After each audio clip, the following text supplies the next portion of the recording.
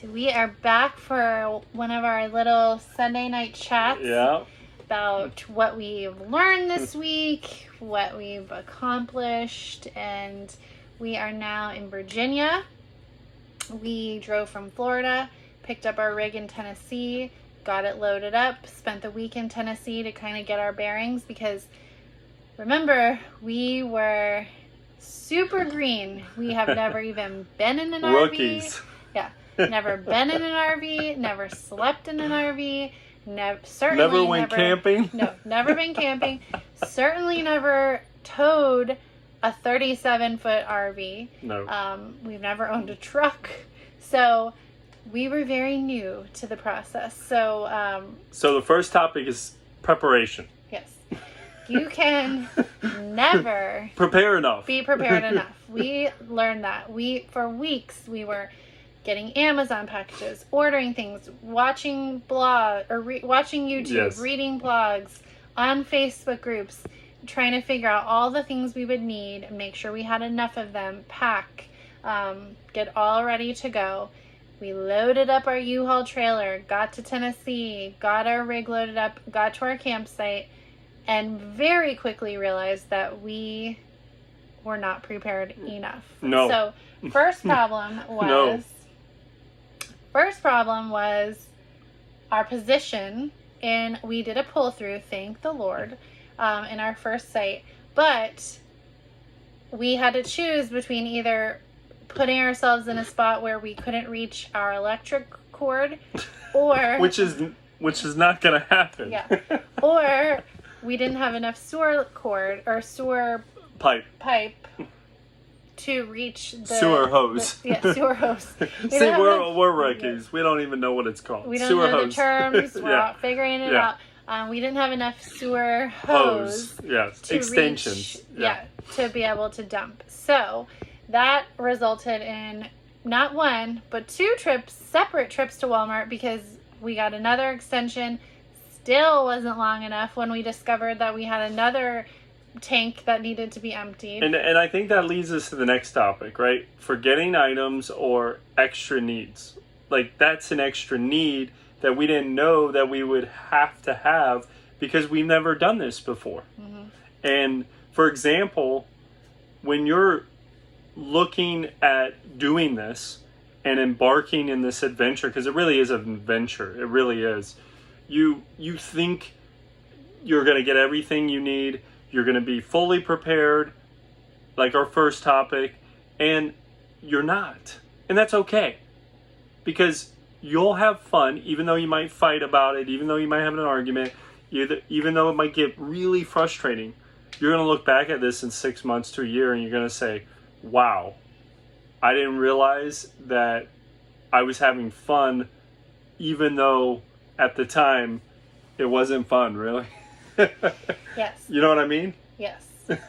And the moral of that story is don't get too rural with your first or probably even second camping experience. You need to be in a place where... Stay local. Yes. You need to be in a place where you have access to stores, to Walmart, to Home Depot, things like that, because you're gonna need stuff that you forgot or you didn't know you needed, and you need to be able to get to a store. So, yes, and I'll say this. Ideally, we would have liked to pick up our rig in Florida, but it didn't happen. So, we had to load up our stuff, rent a U-Haul 5x8 trailer, and drive to Knoxville, for those that don't know us. And we had to pick up our rig in Knoxville, and my wife, Stephanie, she had the great idea of staying near the Lazy Days where we picked up the rig so we could start getting used to it. And it really helped. And like she said, being close to all those different stores was a big saver. Yeah. The other thing you need to be prepared for in your first couple weeks is you're gonna have to fix some stuff. I read that so many times in Facebook groups, and I was like, okay, whatever. We're buying brand new. Come on. But in my heart, I was a little bit nervous because neither of us are handy at all. And so I'm like, oh, what kind of things are we going to be fixing here? Are we going to have to call like a repairman? So what have we had to fix so far? We've had a leak under the kitchen sink twice. We just had to fix our second leak tonight. Thankfully, we caught it before it made a huge mess. Or any a piece of our trim came off. Adam had to nail that back in.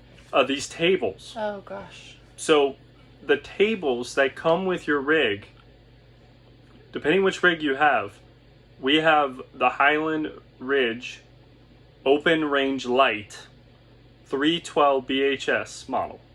They have these 2 individual tables.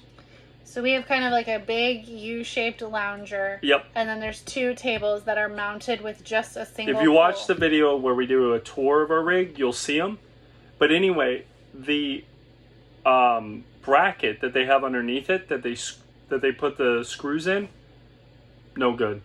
Well, it's because these tables are like press board, so screws don't hold very well in them when you're applying pressure and moving them around, and they're not super sturdy.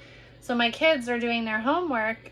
We homeschool, obviously, and they're doing their schoolwork, and they obviously lean on the table, and the table just like flipped right off. This is a big deal because if you're doing full-time RVing, you're going to spend 60% of the time, maybe even longer, over here in the family room area, right? Mm-hmm. So one of the first things we did was we got some board, we braced them, and then I screwed that bracket directly onto that board underneath it. Yeah. And then I took some liquid nail and I glued it to really fasten it. And then I took some screws and I fastened the board directly to the table, and it's helped tremendously. I mean, the tables were falling off. Yeah. And it was definitely a challenge. So...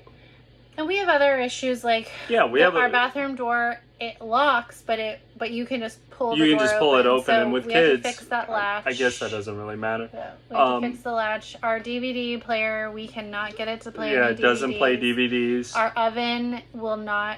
The pilot light will not turn on, so we have no oven.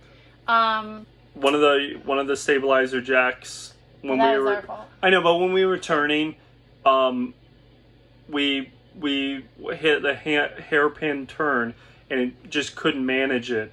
I mean, I did everything I could, but it dragged a little bit and it ripped the jack basically almost off. So I got to replace that. But to your point, it's hard. But those are things that, again, right, that can happen. They can happen, and that's okay, right? Because those are extra needs that you need to be prepared for mentally, because it doesn't matter how perfect. We even had someone inspect it prior to us even buying it, meaning that we had a third party inspect it that had nothing to do with Lazy Days, and he gave it a thumbs up. And we're still having issues. It's going to happen. You're driving it. You're going 70, 65 miles an hour. Things are rattling. You would not believe what you can feel on the road when you have, close to 10,000 pounds, attached to your vehicle, right? I mean, it's crazy. So bring your tools. Bring your tools. We got here. I mean, bring them all. Adam, his drill battery, he realized before we left that it was broken. And so we spent like the first 3 days looking for a new drill battery in every store we went to, and he never could find one that matched his drill. Ended up buying a different drill. I just bought a new drill. I mean, it was just, we needed it.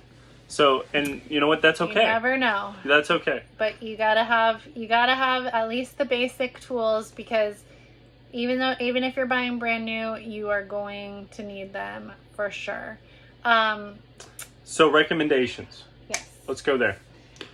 So again, we're new, so take it how you want to take it. But these are some things that are helping us recommendations as brand new people. Yes. Okay. First one. Sway bars on the back of the truck where the trailer hitch is. They connect to the rig directly. You have to have a special hitch. You have to have a special. It's called, it's an E3. There's other makes. Lazy Days, I worked it in the deal. I had them install it. It's been amazing.